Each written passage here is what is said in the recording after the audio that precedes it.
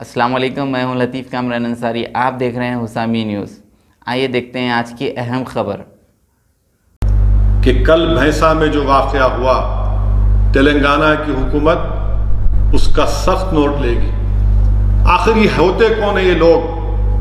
4 لوگ مسجد میں نماز تراویح کی پڑھ رہے ہیں، گھر مسجد میں گھس کر گالی گلوچ۔ کون ہے وہ شخص؟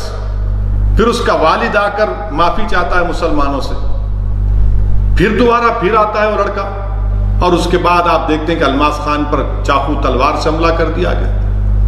میں حکومت سے مطالبہ کرتا ہوں کہ جب آپ کے پاس فیس ریکگنیشن ٹیکنالوجی ہے تو بھینسا میں رکھیے نا، اس کو لگائیے، پورے CCTV کیمراز کیوں نہیں لگاتے وہاں پر؟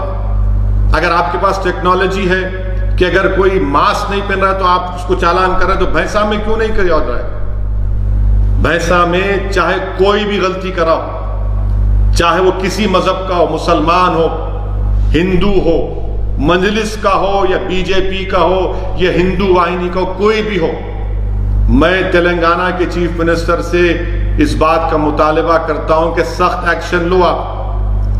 یہ ایک پیسفل سٹیٹ ہے۔ کیا بات ہے کہ ہر مہینہ گڑبڑ ہوگی کیا وہاں پر؟ یہ دوسری گڑبڑ ہوئی ہے، کیوں ہونے دے رہے اس کو؟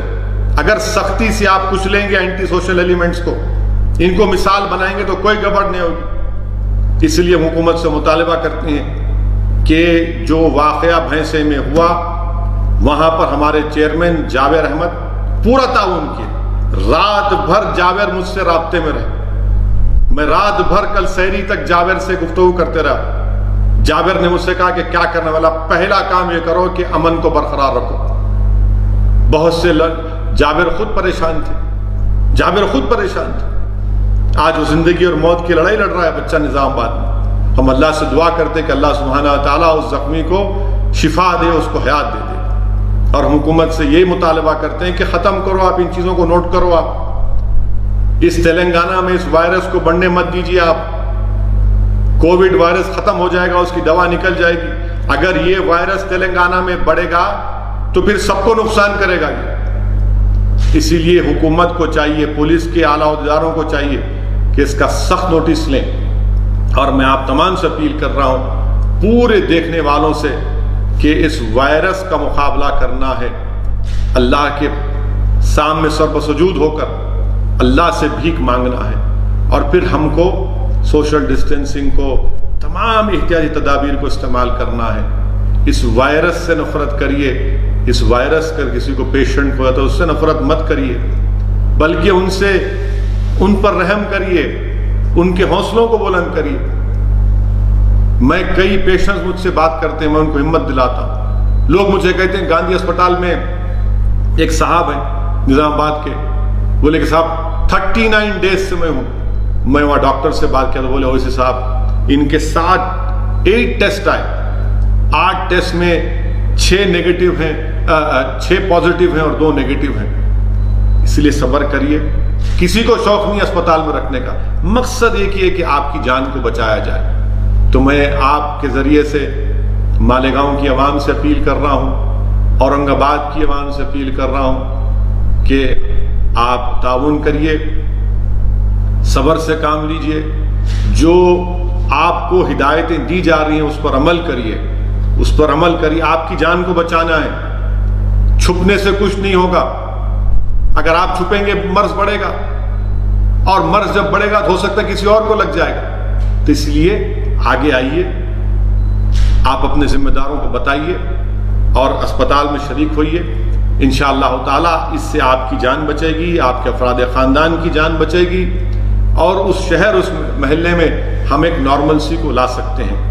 یہ لاک ڈاؤن اب وزیر اعظم بول رہے ہیں، نہیں معلوم یعنی کیا، کس راہ پر لے کر جا رہے ہیں ملک کو وزیر اعظم، مجھے نہیں معلوم۔ میں وزیر اعظم سے جاننا چاہ رہا ہوں کہ بھارت کے وزیر اعظم نیپال جیسا ملک اب الیکٹرک فینس ڈالنے کی بات کر رہا ہے، جس سے ہمارے ان کے رشتے کیسے، ہماری کرنسی استعمال یوز ہوتی ہے، ایکسپٹ ہوتی ہے۔ آج وہ نیپال کہہ رہا ہے کہ نہیں، ہم بارڈر ایشو پر بحث کر رہے ہیں ہم سے۔ کیا فارن پالیسی ہے؟ سکھم میں ہمارے چین سے سپاہیوں سے مدبھیڑ، کیا ہو رہا ہے؟ آپ نے کہا تھا وزیر اعظم پارلیمنٹ میں آپ کے منسٹر نے کہا تھا کہ اگست 2 کو کہا تھا کہ اب کوئی ٹیررسٹ ایکشن کوئی ایکٹیویٹی نہیں ہوگی کشمیر میں. ایک کرنل کی شہادت ہو گئی, ایک میجر کی موت ہو گئی, سپاہیوں کی موت ہو رہی ہے. کون جواب دے گا اس کا؟ آپ نے کہا 370 غائب, مگر وہاں پر کیا ہو رہا ہے؟ بہرحال عزیزان ملت, انشاءاللہ تعالی یہ چند چیزیں تھیں جو میں چاہتا تھا کہ آپ کے ذریعے آپ تک اپنی بات کو پہنچاؤں. آپ کی ہماری ملاقات انشاءاللہ دوبارہ 20 رمضان کے دن دوبارہ ہوگی, اور اس میں ہم کوشش کریں گے کہ امیر المومنین شیر خدا حضرت علی کرم اللہ وجہ کے بارے میں یہ گناہگار کچھ سامنے رکھ سکیں, شیر خدا کے بارے میں, خاتون جنت کے بارے میں, امت کی ماؤں کے بارے میں, امام حسن کے بارے میں. اللہ سے دعا ہے کہ اللہ سبحانہ و تعالیٰ اس رمضان کہ ہمارے اب تک جو روزے اللہ اس کو قبول کرے. اللہ سبحانہ و تعالی ہم کو توفیق دے کہ ہم پورے رمضان کے روزے رکھ سکیں. اللہ ہم کو توفیق دے کہ ہم اس ماہ مبارک میں تراویح کی نماز ادا کریں اپنے گھر میں.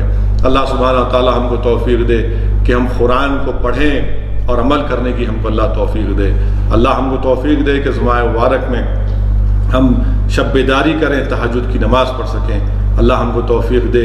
ان دولت مندوں کو اللہ توفیق دے کہ جو آج جو غریب بھوکے ہیں, جو پیاسے ہیں, جن کے پاس کھانا نہیں ہے, اللہ ہم کو توفیق دے کہ ہم ان غریبوں تک کھانا پہنچا سکیں, ان کی پیٹ کی آگ کو بجھا سکیں, تاکہ اگر ہم آج ان غریبوں کی مدد کریں گے تو اللہ سبحانہ و تعالی ہماری دین اور دنیا میں ہم کو کامیابی دے گا.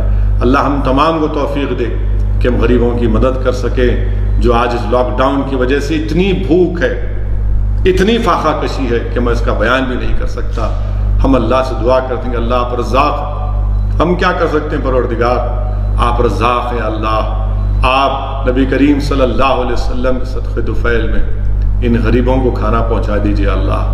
اللہ ہم کو بھی توفیق دیجئے کہ ہم اور کریں, اور جو لوگ کر رہے ہیں اللہ ان کی اس کو قبول کریے, ان کی اس امداد کو, ان کے اس صدقات کو اللہ سبحانہ تعالیٰ قبول فریے.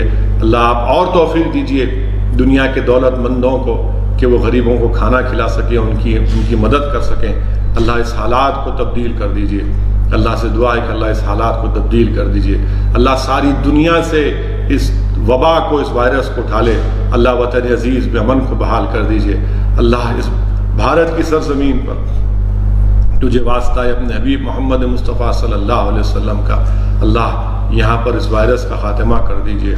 اللہ یہاں پر امن کی فضاؤں کو اور مضبوط کر دیجئے. اللہ نفرتوں کے اس طوفان کا خاتمہ کر دیجئے.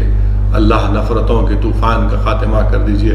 پروردگار جس طرح آپ نے شیاطین کو زنجیروں میں جکڑ دیا, اللہ ابو جہل, ابو لہب, وقت کے نمرود اور فرعونوں کو بھی اللہ ان کو کمزور کر دیجئے, ان کو ختم کر دیجئے. پروردگار یہاں پر امن کو قائم کر دیجئے.